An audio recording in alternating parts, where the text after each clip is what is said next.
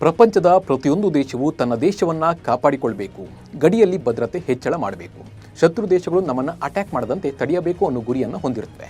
ಹೀಗಾಗಿ ಎಲ್ಲ ದೇಶಗಳು ಗಡಿಯನ್ನು ಭದ್ರಪಡಿಸಿಕೊಳ್ಳುವ ಸಲುವಾಗಿ ತನ್ನ ಸೇನಾ ಬಲವನ್ನು ಬಲಪಡಿಸುವಲ್ಲಿ ನಿರತವಾಗಿವೆ. ನಮಗೆ ಯಾರಾದರೂ ಯಾವ ದೇಶ ಬಲಿಷ್ಠ ಸೇನೆಯನ್ನು ಹೊಂದಿದೆ ಅಂತ ಕೇಳಿದರೆ ಫಟ್ ಅಂತ ನೆನಪಿಗೆ ಬರುವುದು ಅಮೆರಿಕ. ನಿಮಗೆ ಗೊತ್ತಿರಲಿ, ವಿಶ್ವದ ಅತಿ ದೊಡ್ಡ ಸೈನ್ಯವು ಅಮೆರಿಕ, ರಷ್ಯಾ, ಚೀನಾ ಅಥವಾ ಭಾರತದ ಬಳಿ ಇಲ್ಲ. ಕಡಿಮೆ ಜನಸಂಖ್ಯೆ ಹೊಂದಿರುವ ಆ ದೇಶದ ಬಳಿ ಇದೆ. ಹಾಗಿದ್ರೆ ಆ ದೇಶ ಯಾವುದು ಅನ್ನೋದರ ಜೊತೆ ಭಾರತದಲ್ಲಿ ಎಷ್ಟು ಸೈನಿಕರ ಬಲವಿದೆ, ಭಾರತ ಸೇನೆ ಎಷ್ಟು ಪವರ್ಫುಲ್ ಇದೆ ಅನ್ನೋದನ್ನು ತಿಳಿಸಿಕೊಡ್ತೀನಿ. ನಾನು ನಿಮ್ಮ ಶಿವರಾಜ್ ಬಾಣಂಕಿ. ನೀವು ಸುದ್ದಿಯಾನದ ಸಬ್ಸ್ಕ್ರೈಬರ್ ಆಗೋದನ್ನು ಮರಿಬೇಡಿ. ಹಾಗೆ ಈ ವಿಡಿಯೋವನ್ನು ಕೊನೆ ತನಕ ನೋಡಿ. ಅಂದಹಾಗೆ ಅಮೆರಿಕವನ್ನು ವಿಶ್ವದ ಅತಿ ದೊಡ್ಡ ಮಿಲಿಟರಿ ಶಕ್ತಿ ಎಂದು ಪರಿಗಣಿಸಲಾಗಿದೆ. ಆದರೆ ಅವರ ಬಳಿ ದೊಡ್ಡ ಸೈನ್ಯ ಇಲ್ಲ. ಚೀನಾ ಕೂಡ ಹೆಚ್ಚು ಸೈನಿಕರನ್ನು ಹೊಂದಿರದ ದೇಶವಲ್ಲ. ಮೀಸಲು ಸೈನಿಕರನ್ನು ಸೇರಿಸಿದರೆ ಚೀನಾದ ಸೈನ್ಯವು ವಿಯೆಟ್ನಾಂ, ಭಾರತ, ದಕ್ಷಿಣ ಕೊರಿಯಾ ಮತ್ತು ರಷ್ಯಾದ ಸೈನ್ಯಗಳಿಗಿಂತ ಹಿಂದುಳಿದಿದೆ. ಹಾಗಿದ್ರೆ ಯಾವ ದೇಶ ಸೈನಿಕರ ಬಲದಲ್ಲಿ ನಂಬರ್ 1 ಇದೆ ಅನ್ನೋದನ್ನು ನೋಡೋಣ ಬನ್ನಿ. ಸೈನಿಕರ ಬಲದಲ್ಲಿ ವಿಯೆಟ್ನಾಂ ನಂಬರ್ 1.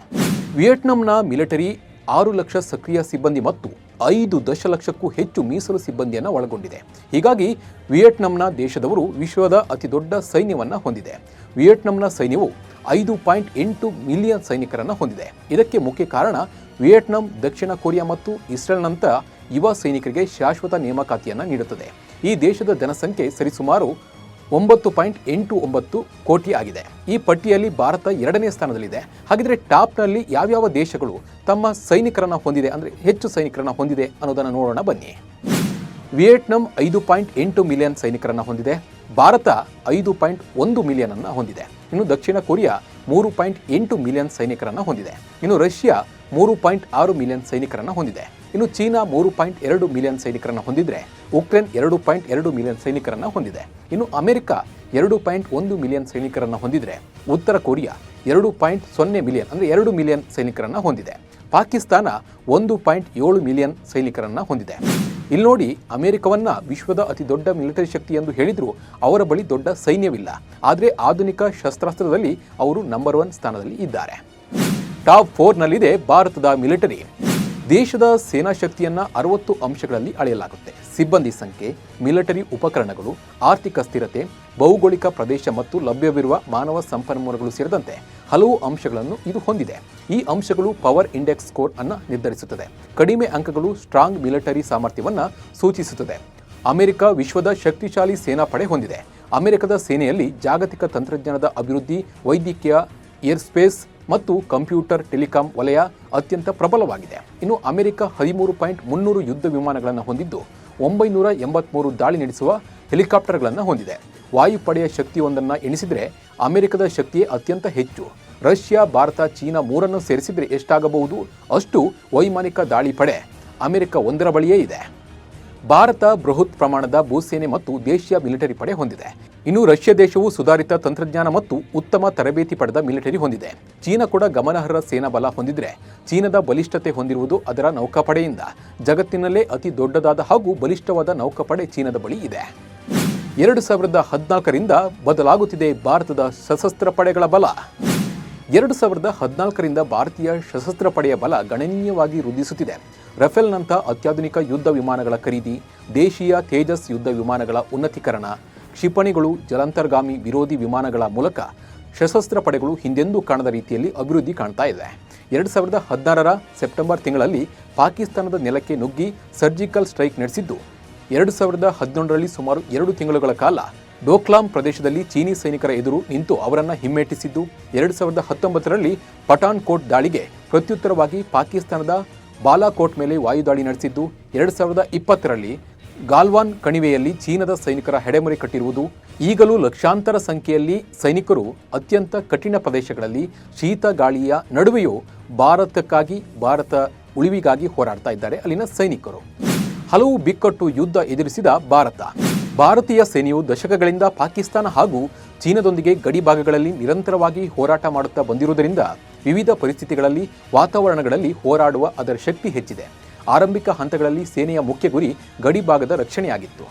ಆದರೆ ಅನಂತರದ ವರ್ಷಗಳಲ್ಲಿ ಸೇನೆಯ ಆಂತರಿಕ ಭದ್ರತೆ ನೀಡುವಲ್ಲಿ ತನ್ನ ಗಮನ ಹರಿಸಿದೆ.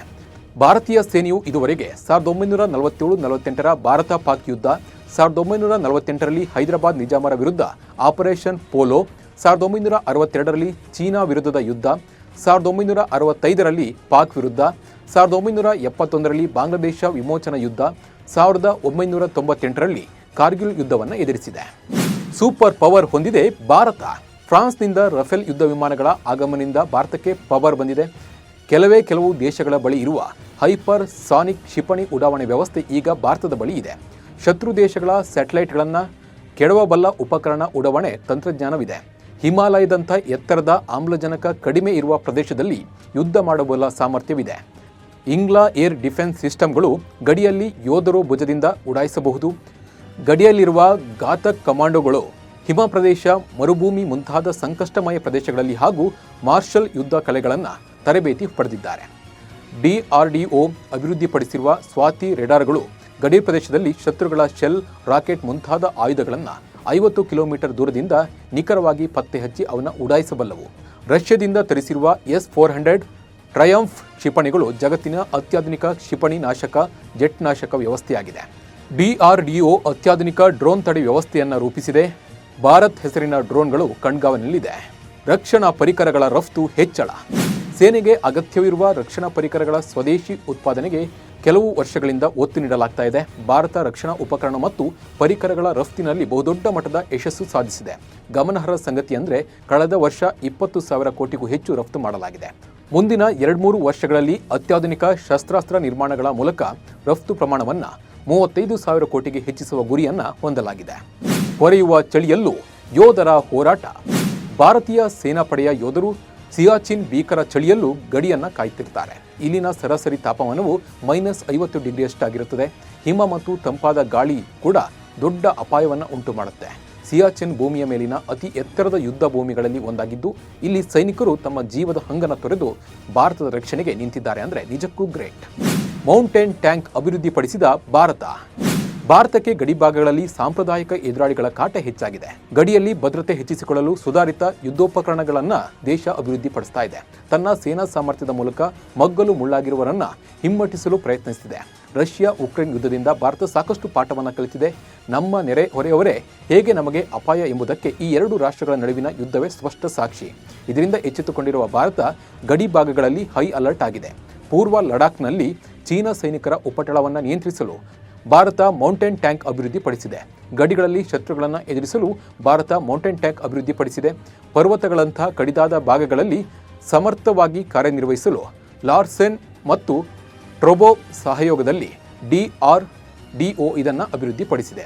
ಪರ್ವತ ಪ್ರದೇಶಗಳಂತಹ ಭೂಭಾಗದಲ್ಲಿ ಯುದ್ಧಕ್ಕಾಗಿ ಸ್ಥಳೀಯವಾಗಿ ವಿನ್ಯಾಸಗೊಳಿಸಿದ ಭಾರತದ ಮೊದಲ ಟ್ಯಾಂಕರ್ ಇದು. ಇದರ ಹೆಸರು ಜೋರಾವರ್. ಲಡಾಖ್ನ ಪರ್ವತ ಪ್ರದೇಶದ ಭಾಗಗಳಲ್ಲಿ ಚೀನಾದೊಂದಿಗೆ ಹೆಚ್ಚುತ್ತಿರುವ ಭೌಗೋಳಿಕ ರಾಜ್ಯಕ್ಕೆ ಬಿಕ್ಕಟ್ಟನ್ನು ನಿರ್ವಹಿಸಲು ಇದನ್ನು ರೂಪಿಸಲಾಗಿದೆ. ಎತ್ತರದ ಪ್ರದೇಶಗಳಲ್ಲಿ ಮೌಂಟೇನ್ ಟ್ಯಾಂಕ್ ನಿಯೋಜನೆಗೆ ಸಿದ್ಧವಾಗಿದೆ.